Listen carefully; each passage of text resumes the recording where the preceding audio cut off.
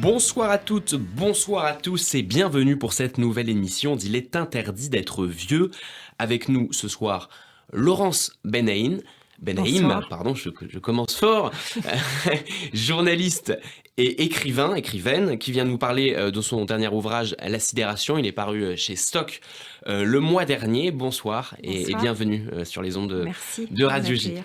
Alors vous avez écrit déjà une vingtaine d'ouvrages, mais là c'est le premier plus intime, vraiment avec une narration. Alors c'est pas vraiment un roman puisque vous écrivez à la première personne en vous adressant à votre mère et que tous les faits sont vrais a priori. Mais il y a cette différence par rapport à votre œuvre passée. C'est en découvrant le journal de votre mère qui était une enfant cachée pendant la Seconde Guerre mondiale que vous avez vraiment décidé d'écrire. En fait, je n'ai pas vraiment découvert ce journal parce que j'étais au courant de ce qu'elle avait vécu. Elle m'avait dit qu'elle avait écrit ce texte. Elle me l'avait confié d'ailleurs, mais elle l'avait dédié aussi plutôt à ses petits-enfants. En fait, c'est une somme d'éléments comme ça qui ont fait que tout d'un coup, et puis à la faveur de la demande de Manuel Carcassonne, qui était mon premier éditeur, et pour lequel j'avais écrit la biographie d'Yves Saint-Laurent, qui était alors chez Grasset, qui m'a dit « Tu as pas quelque chose de personnel à écrire ?» Alors j'ai écrit ce livre en recomposant finalement une sorte de puzzle. Et pour moi, la façon la plus fluide de le faire, c'était d'écrire à ma mère disparue. Donc c'était de recomposer les morceaux d'une histoire avec ses ombres, ses parts d'oubli, de silence. C'est un livre sur le silence. Alors justement, vous écrivez dans l'ouvrage, l'urgence pour moi, c'est de déterrer les silences. Qu'est-ce qui a été silencieux dans votre parcours et peut-être celui de votre mère?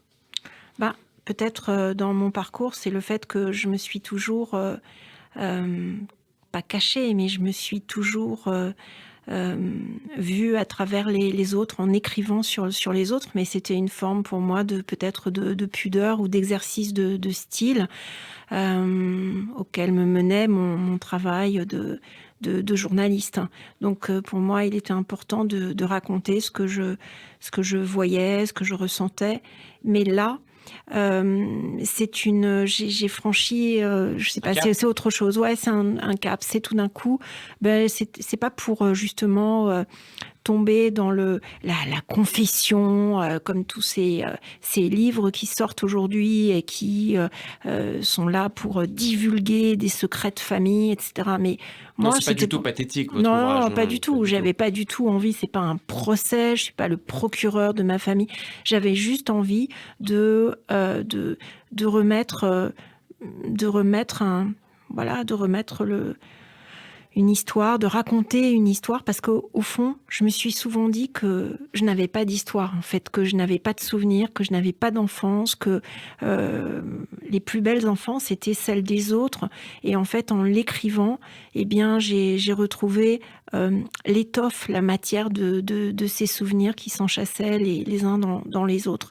Alors, déterrer les silences, oui, c'est peut-être aller à la faveur aussi de ce que nous a appris ce confinement, c'est d'aller au fond de nous-mêmes pour rechercher ce que nous sommes. Et puis, et en même temps, de retrouver les traces. Voilà. Et puis il y a votre mère qui est évidemment le personnage principal du livre. Et alors vous vous adressez à elle perpétuellement et notamment quand vous dites tout ça, tu m'écoutes maman, je te parle et je sais que tu n'as plus aucun prétexte pour me fuir. Tu es là justement parce que tu n'es plus. Écrire, c'est tordre le cou au temps pour t'avoir enfin en face de moi, entièrement à moi. C'était aussi une manière de pouvoir enfin avoir une discussion avec votre mère. Peut-être c'était un moyen d'avoir une discussion, parce que je me souviens quand j'étais petite, je lui prenais le menton et je lui disais « Tu me regardes maman ?» comme si... parce qu'elle était toujours occupée, elle était déjà un peu distraite, mais bon, ça c'était ce qu'elle racontait, mais elle était surtout occupée et concentrée parce que c'était un grand médecin, comme mon père d'ailleurs, et ils étaient plus concernés par les malades qu'il fallait sauver. Ils étaient cardiologues, par ces gens qui souffraient de maladies terribles, que par les petites grippes et les rhinos de leurs enfants. C'est ce que vous dites, c'est-à-dire que vous dites à l'hôpital, les pires patients sont les médecins, mais bon, on comprend que c'est aussi les pires parents parce que justement, dès que vous avez une petite souffrance, c'est justement une petite souffrance et jamais vraiment pris au sérieux. Ben, et c'est vrai qu'ils ne prenaient pas très très au sérieux, donc du coup ça fait des enfants un peu hypocondriaques, mais en même temps ils avaient aussi peur de tout, donc ça c'était un autre aspect, mais c'est vrai qu'ils voyaient ils voyaient des gens et ils les sauvaient, donc ces gens prenaient plus de place. Et j'étais un peu énervée. Alors, moi, je trouve que dans votre livre, il y a beaucoup d'humour aussi, et bon, parfois un humour un peu cynique, mais beaucoup d'humour. Merci de le remarquer. Et vous avez une sorte de critique parfois de notre société. Alors, vous dites, bon là, en gros, elle est très anxieuse, elle est très nombriliste, au point que pour annoncer à sa femme qu'il la quitte, un homme lui dirait aujourd'hui « Je t'aime, mais j'ai dû faire une priorité et je me suis choisi ». Vous trouvez vraiment qu'on est obsédé un peu par notre bien-être, centré sur nous-mêmes ? Complètement, parce qu'on est vraiment dans l'époque des feel-good books, du bien-être, de l'obsession du bien-être. Et tout ce que je dis là, en fait, c'est des morceaux aussi de vie que j'ai entendus et que j'ai restitués comme ça. Mais c'est vrai que ça fait partie de notre quotidien, l'idée de bien se sentir, d'être toujours au mieux de soi-même. Et ça fait des gens mais totalement angoissés parce qu'ils ont peur de jamais arriver à performer comme ça et à être au mieux d'eux-mêmes. Et en fait, on n'accepte tellement pas la douleur, on n'accepte tellement pas le mal-être que finalement, on se broie soi-même. Et j'ai compris aussi que une façon de surmonter la douleur, c'était aussi peut-être de l'accepter, en tout cas d'en faire autre chose. J'ai aucune leçon à donner à qui que ce soit, parce qu'il y a beaucoup de gens qui souffrent, mais je parle de cette obsession du bien-être qui finalement tourne à la folie. Voilà. Et il y a aussi une autre douleur que vous traitez tout au long on va appeler ça un roman, c'est le rapport au temps, c'est la douleur du temps qui passe. Alors on parlera de la vieillesse aussi, du rapport à la vieillesse en deuxième partie de l'émission. Mais il y a un joli passage comme ça où vous décrivez le quartier qui change, et à la fin, donc vous dites toutes les boutiques par quoi elles ont été remplacées. Et puis en fait, il y a une sorte de prise de conscience à la fin de ce paragraphe. Vous dites c'est pas le quartier qui avait changé, c'était nous. Est-ce que avec la mort de votre mère, est-ce que vous vous êtes rendu compte aussi que peut-être vous-même, c'était pas votre mère qui avait vieilli, mais c'était vous? Est-ce qu'il y a eu cette espèce d'effet miroir? Cet effet miroir, je le ressens tout le temps, et je l'ai ressenti quand un jour on m'a dit à propos de mon fils, c'est votre petit-fils déjà. Donc on est toujours le vieux de quelqu'un. Donc c'est vrai qu'il y a un moment, on bascule quand on vous demande si votre mari est à la retraite, tout ça. Et moi je fais tellement d'efforts, mais pas forcément pour paraître plus jeune. Mais donc on est toujours dans ce rapport un peu bizarre au temps. Mais on a toujours peur d'être le vieux de quelqu'un. Ouais. Alors justement, vous moquez des blondes.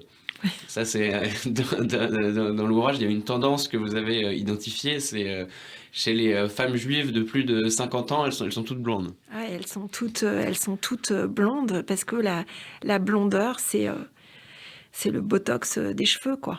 Il y a cette volonté de toujours, en étant blonde ananas, aurait dit Tom Wolfe, d'être toujours l'incarnation de la séduction illimitée, comme un forfait de téléphone.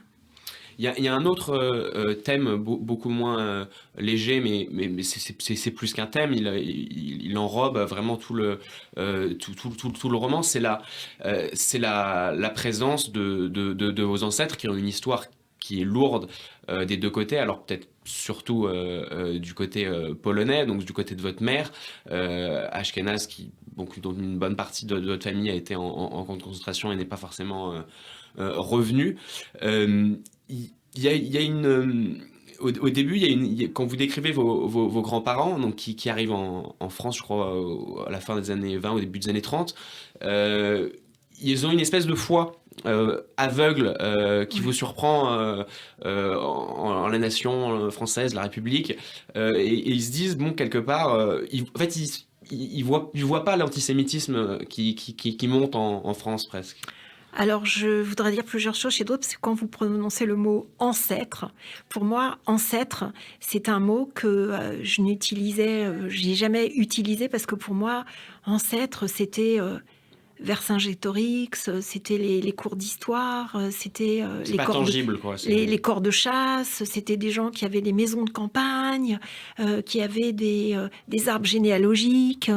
Et moi, je viens d'une famille, la famille du silence, quoi. La famille des fantômes, des gens qui ont été là, mais dont j'ai la trace par ces photos qui pourraient être les photos de famille d'une autre famille, mais je n'ai plus rien, je n'ai rien, je peux pas m'accrocher à quelque chose, vous voyez. Je peux pas dire que mon arrière-grand-mère était comme ci, était comme ça, que je n'ai plus de... Donc il y a il y a quelque chose qui est parti, et pourtant qui est là, qui est obsédant, et qui est plus obsédant encore que s'ils avaient été vivants. Ben c'est leur disparition, c'est cet effacement qui nous hante.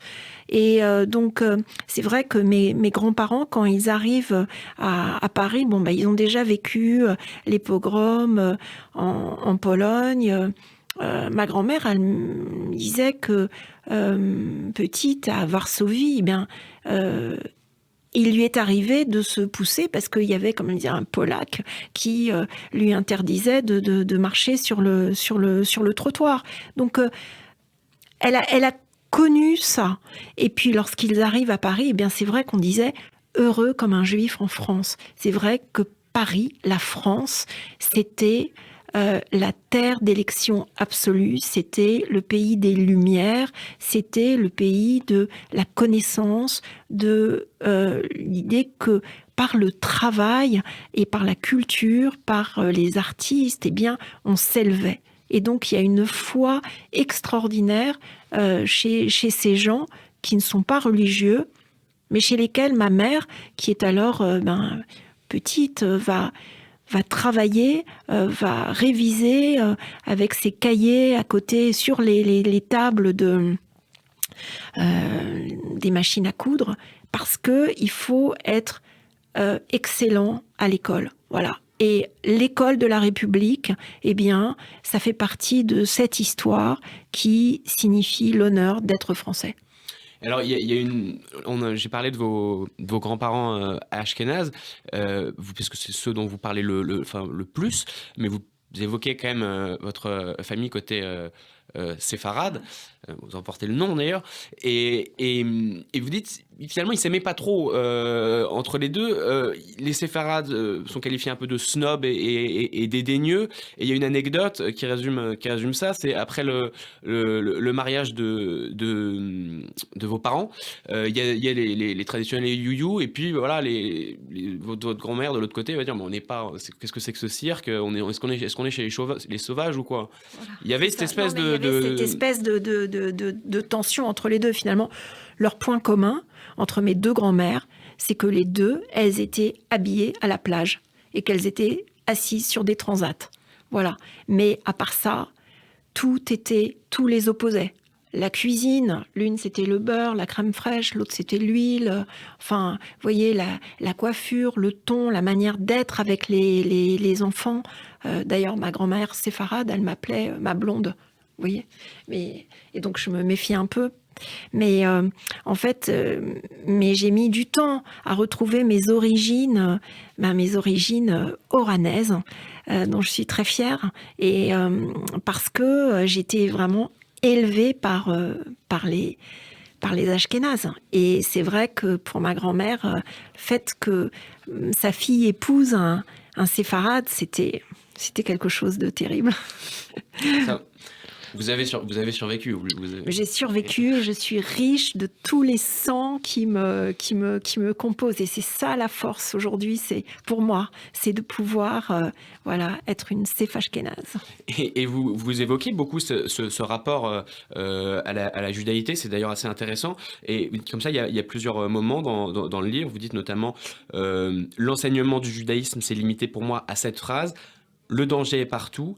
Vous dites aussi on était vraiment pas religieux, mais on était juif. Et puis vous posez aussi cette question carrément dans l'ouvrage, et vous essayez d'y répondre. C'est quoi être juif? Quelle serait votre réponse pour les... La réponse, c'est une question. Donc voilà, pour moi, c'est la définition du judaïsme. C'est une façon de questionner le monde en permanence et de ne jamais, surtout, c'est d'avoir des convictions, mais peut-être pas de certitude, et être toujours du côté de ceux qui posent des questions, qui non pas parce qu'ils sont inquiets, mais parce que ils vivent comme ça dans ce voyage permanent, dans cette quête, dans cette curiosité. Et pour moi, oui, le judaïsme, c'est ce jeu entre l'ombre et la lumière. C'est cette façon de toujours aller chercher, essayer de retrouver dans l'ombre une part de lumière et dans la lumière une part d'ombre. Mais en tout cas, je me suis jamais sentie à l'aise avec autre chose que ça. Vous écrivez aussi, on pratiquait sans être pratiquant, c'est-à-dire sans se définir à travers les dogmes. C'était une question d'identité, d'honneur. Vous avez eu une éducation religieuse. Quel regard vous portez là-dessus, et est-ce que vous trouvez que ça a changé le rapport justement à la judéité, à la pratique aujourd'hui? Pour moi, l'éducation religieuse, elle était d'abord philosophique, c'est ce qui m'intéressait. Mais c'est vrai que au-delà, je n'ai jamais pu m'investir dans. Je ne suis pas croyante. Enfin, au sens où c'était un peu comme c'est comme ma famille, comme ma tradition, parce que mais voilà, c'était l'idée. Mais comment peut-on être croyant et comment c'est ce que vous dites dans le livre, après tout ce qu'on a vécu. Les 6 millions, ouais, c'est ça. Comment peut-on être croyant? Et donc, mais en même temps, c'est plutôt croire aux rencontres, croire aux hommes et aux femmes, croire toujours. Et c'est attendre que, oui, la vie soit toujours de plus en plus belle, et célébrer cette manne-là, ces fruits d'or de la vie. Voilà, c'est à travers les enfants, à travers l'éducation, à travers la transmission, à travers la recherche perpétuelle et le goût de la connaissance. On vient d'évoquer ces 6 millions de morts. Vous racontez dans l'ouvrage un voyage à Auschwitz avec votre fille, et on a l'impression, à vous lire, que vous regrettez presque d'y être allé. Vous n'êtes vraiment pas à l'aise du tout. Bon, c'est difficile d'être à l'aise, mais vraiment, on a l'impression que vous... J'irai pas comme, vous voyez, comme raconté, comme Yasmina Reza dans Serge, etc., ce côté un peu voyage organisé. Mais pour moi, c'était très important, en même temps, de faire ce voyage avec ma fille. Je pense qu'il y a quelque chose de très fort aussi qui nous a encore plus rapprochés, oui, réunis. Et donc, c'est pas que j'attendais quoi que ce soit, c'était de me dire, mais qu'est-ce que les gens peuvent retrouver dans cette... voilà, il n'y a plus c'est une prairie, il y a des oiseaux. Qu'est-ce que les gens peuvent peuvent comprendre de ce qu'a été Auschwitz. Après, il y a ce musée, il y a cette femme qui nous parlait, etc. Mais j'avais peur pour la mémoire, voilà. Alors, il y a aussi la critique aussi un peu de valeurs qui ont changé, notamment sur les grandes professions de notables, on va dire traditionnelles, comme celle de vos parents, c'est-à-dire médecins. Vous dites que voilà, les médecins et les profs, ils étaient très respectés quand j'étais petite fille. Aujourd'hui, sont devenus des boucs émissaires. C'est ça, parce qu'aujourd'hui, les médecins, oui, quand on parle de médecins, on parle d'erreurs médicales. Il y a des groupes qui se constituent, qui sont qui connaissent mieux. On le voit, bien sûr, dans toutes les émissions de télévision où on voit des avocats qui défendent des complotistes, qui ont une sorte de vocabulaire pseudo-scientifique et qui viennent parler avec, comme ça, une sorte de morgue, qui connaissent mieux, qui sont des trissotins des médias et qui connaissent mieux la médecine que les autres. Et c'est un peu comme ça pour tout. Aujourd'hui, la connaissance n'est plus le fait de ceux qui ont appris, mais le fait de ceux qui commentent en permanence. Et les choses changent, et il y a autre chose qui change, et vous allez nous en lire un passage qui l'illustre. C'est les mantras un peu des différentes générations, des générations précédentes, de l'actuel, et on va lire cet extrait à peu près à la moitié de l'ouvrage. Ta génération s'est battue pour exister, celle de tes parents pour survivre. Désormais, nous avons moins peur de mourir que d'être oubliés. Jamais nous n'avons eu accès à tant d'informations, elles sont si nombreuses qu'elles se tuent entre elles, les vraies, les fausses.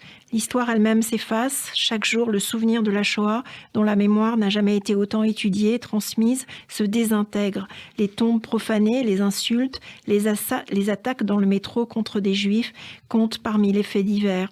En Allemagne, des parents se sont opposés à l'étude du livre d'Anne Frank.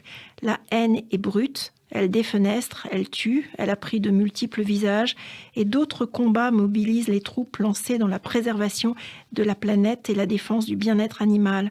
L'important, c'est maintenant. Je redoute le moment où quelqu'un me dira, quand je lui parlerai de ce livre sur ma mère, sur son passé d'enfant caché pendant la guerre, « Mais quelle guerre ? Tu n'es pas venu à la manifestation pour Sarah Halimi, tu n'as pas surgi comme sur la promenade des Anglais à Nice, mais c'est comme si je t'avais surprise, agitant un petit drapeau français. » Et alors c'est ça pour vous, notre génération maintenant, c'est le travail de ne pas être oublié. En fait, non, puisque vous voyez, vous êtes jeune et vous êtes là, donc je crois comme ça à ces radeaux de la mémoire qui sont incarnés par une génération en quête d'histoire, de sources, de traces. Mais ce qui me fait peur, c'est le on, c'est plus une machine à broyer, à banaliser la Shoah, à utiliser les mots comme gazé, n'importe comment, vous voyez, à faire, alors que la Shoah, oui, c'est quelque chose d'unique. Et c'est ce qui me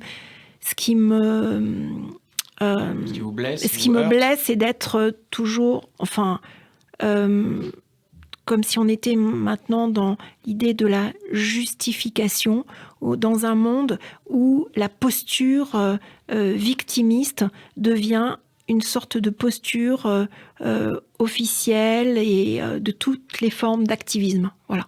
C'est ça c'est comme s'il y avait une compétition, et je n'aime pas être dans cette cour-là. On va passer à la deuxième partie de l'émission, mais j'ai une dernière question sur... à la fin de l'ouvrage, vous citez Kundera, qui distingue les hommes en 4 catégories, selon un peu comment ils vivent le regard des autres. Et puis vous dites, moi j'appartiens peut-être à cette dernière catégorie qui vit en fonction du regard des êtres absents ou disparus. C'est un peu un résumé de votre ouvrage. Et pour moi, les êtres absents, les êtres vivants, j'apprends en grandissant, en fait, c'est que peut-être plus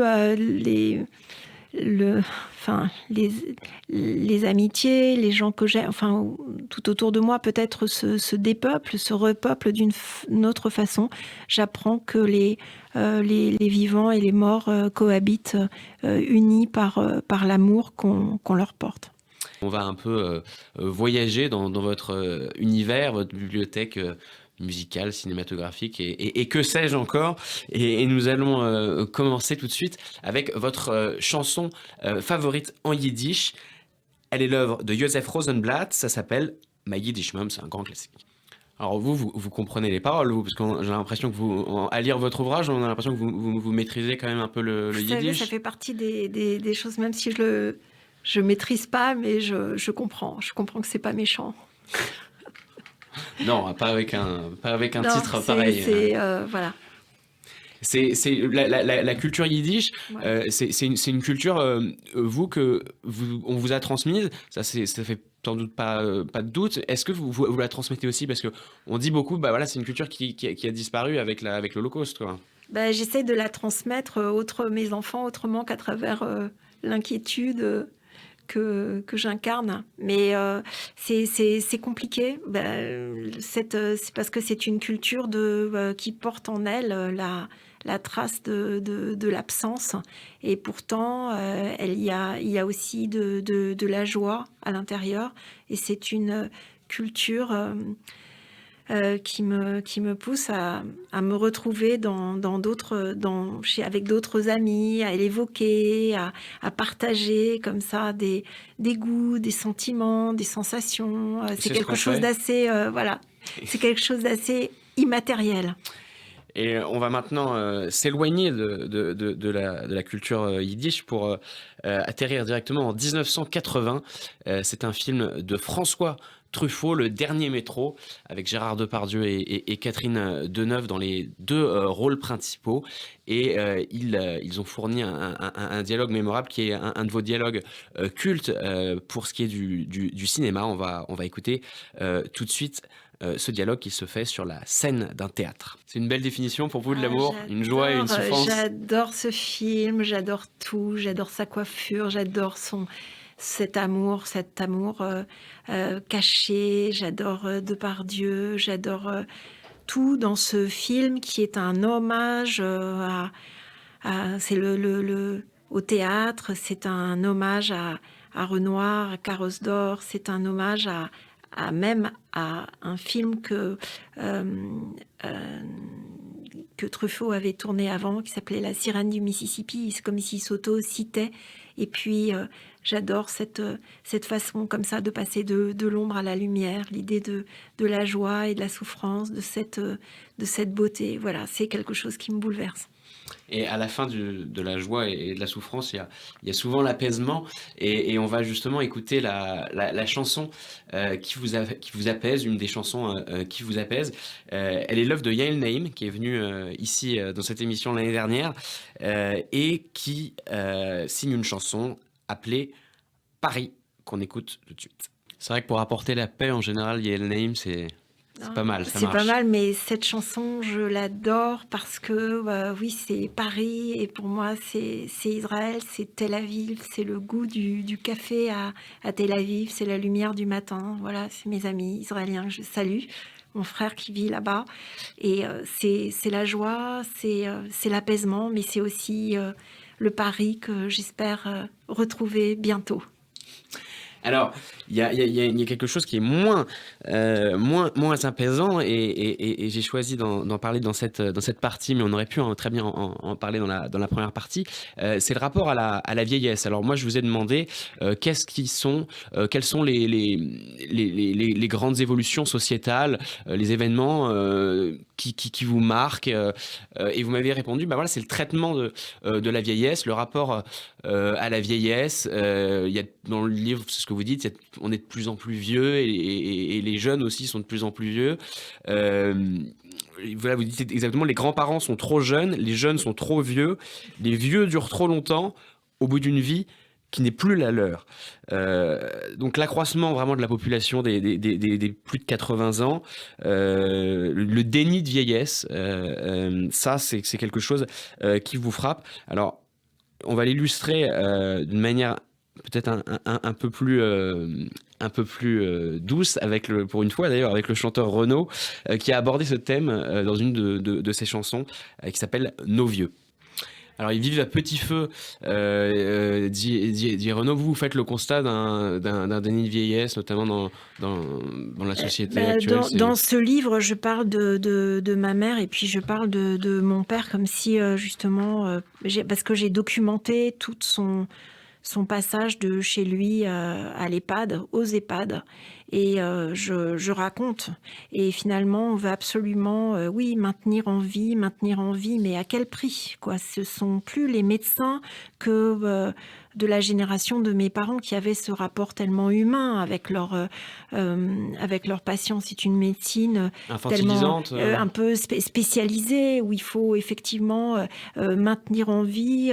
Et puis on se retrouve, voilà, dans ces EHPAD où ces gens, voilà, mon père qui était un très grand médecin, eh bien on lui propose de jouer avec des gommettes. Donc il y a une sorte d'accélération dans ce monde qui me choque. Et c'est vrai que les vieux, eh bien, tout le monde a peur d'être vieux. N'empêche qu'il y a de plus en plus de vieux en France, et puis qu'on ne veut pas gérer ce problème-là. On les infantilise. On l'évacue dans les EHPAD, comme vous dites. On les évacue dans les EHPAD, et puis après, on leur fait porter le poids aussi de la pandémie, l'idée que c'est à cause des vieux qu'on a sacrifié une jeunesse, etc. Et je suis très, très mal à l'aise avec ça. Alors il y a une autre tendance sociétale avec laquelle vous êtes mal à l'aise. Là encore, il s'agit un peu de montrer du doigt. C'est la cancel culture avec l'adjoint à la mairie de Paris, Christophe Girard. Moi, c'est l'extrait que j'ai choisi, dont il a été victime en juillet dernier. On lui reprochait sa proximité avec Gabriel Matzneff, et on va l'écouter expliquer pourquoi il a démissionné. Alors j'imagine que vous connaissez bien Christophe Girard, parce qu'il a eu une carrière dans le monde de la mode, notamment chez Yves Saint Laurent, à des très hauts postes. C'est typiquement une victime justement de ce que vous dénoncez selon aujourd'hui, on assiste, en fait, on vit dans ça, quoi. On vit dans les journalistes deviennent des procureurs, la justice est là pour constater, en fait, mais on vit un monde de tension, de justification, d'accusation, de cette chose qui est... L'accusation vaut procès, en fait. Et on est dans et finalement, la rumeur entache, la rumeur détruit, on casse des vies. Et donc, après, voilà, c'est où est-ce que... Jusqu'où on va aller. Alors, je disais tout à l'heure que Christophe Girard avait travaillé pour Yves Saint Laurent. Il en a gravi tous les échelons. En revanche, il n'était pas encore là en 1959. Et Yves Saint Laurent était déjà là à 23 ans comme directeur artistique, pas d'Yves Saint Laurent mais de Dior. Et c'est votre grand couturier favori, enfin celui auquel vous avez consacré cette biographie officielle, hein, d'ailleurs, il me semble. On va l'écouter. Alors il détestait les interviews, mais on va l'écouter interviewé par la télévision française à 23 ans. Ça caractérisait Yves Saint Laurent, la recherche de style, la simplicité. Il donnait très peu d'interviews, et je trouve qu'à chaque fois tout ce qu'il dit est tellement juste. Quand il parle de laisser aller, c'est pas l'écroulement, c'est l'idée qu'il a fait advenir la liberté, la souplesse, qu'il a rendu le corps vivant, qu'il l'a affranchi de tous les carcans. Et c'est au-delà justement d'une ligne, c'est une respiration. Et il incarne ça pour toujours. Il a transmis ça aux générations suivantes. Et nous, on va écouter la chanson que vous voulez transmettre aux générations suivantes. Elle est l'œuvre de Jean-Jacques Goldman. C'est Comme toi. On écoute un extrait. Vous la faites écouter à vos enfants, celle-ci ? J'ose pas trop intervenir dans leur playlist. C'est vrai? Non, mais ma fille, je pense que mes enfants, Elle connaît quand même, je ils pense. Hein. connaissent, ils connaissent. Et alors, c'est cette, qu'est-ce qui vous frappe dans cette chanson et qui vous donne envie quelle émotion ça vous donne envie de transmettre? Bah, tout, parce que c'est la manière la plus simple, la plus directe de faire passer une histoire, de transmettre au-delà de tous les récits à quelque chose de bouleversant. C'est vrai que les chansons de Jean-Jacques Goldman, voilà, me touchent. Ça fait partie des gens qui sont en moi, qui vivent en moi, qui me donnent toujours cette joie de la mémoire, du souvenir, mais aussi cet élan de transmettre. Et je me dis que tant qu'on écoutera ces chansons, eh bien, voilà, il y aura de l'espoir. L'amour ne sera pas mort. Et l'amour, c'est la capitale de l'amour, normalement c'est Paris. Et quand je vous ai demandé finalement quelle est la ville dans laquelle vous auriez rêvé d'être pendant le confinement ailleurs, vous m'avez dit bah, Paris, mais sans être confiné. Ouais, voilà. C'est votre... Oui, parce que c'était très bizarre, tous ces gens qui faisaient leur paquet, comme ça, il y avait un côté, l'exode, il fallait partir, mais moi, j'ai un peu l'angoisse de jamais pouvoir revenir, et pour moi, c'était très important d'être à Paris, j'ai organisé une vente aux enchères au profit du personnel des EHPAD, c'était très important d'être là, même si aujourd'hui, tout était en Zoom, au téléphone, etc., et il fallait être là à Paris, ma ville. Voilà, je pouvais pas. J'avais peur de ces vacances obligatoires.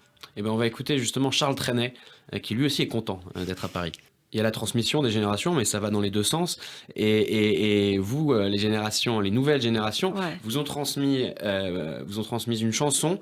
Elle s'appelle Pornographie. Elle est l'œuvre d'Elia Tayeb. On écoute et on en discute juste après. C'est plus Elia Tayeb ou c'est plus la dénonciation de la pornographie? Non, j'adore cette. Je trouve qu'elle a un talent merveilleux parce qu'elle compose sa musique, ses paroles, et pour moi, c'est un talent à suivre, à défendre absolument.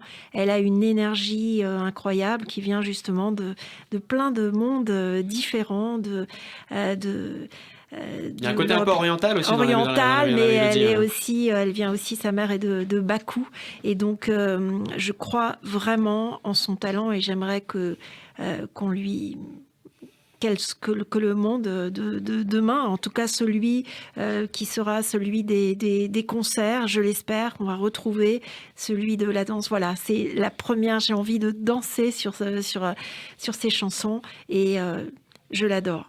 Voilà, ce sont des gens qui m'inspirent, je pense à tous ces gens, tous ces musiciens qui ont été privés de salles et j'espère vraiment qu'on va en sortir.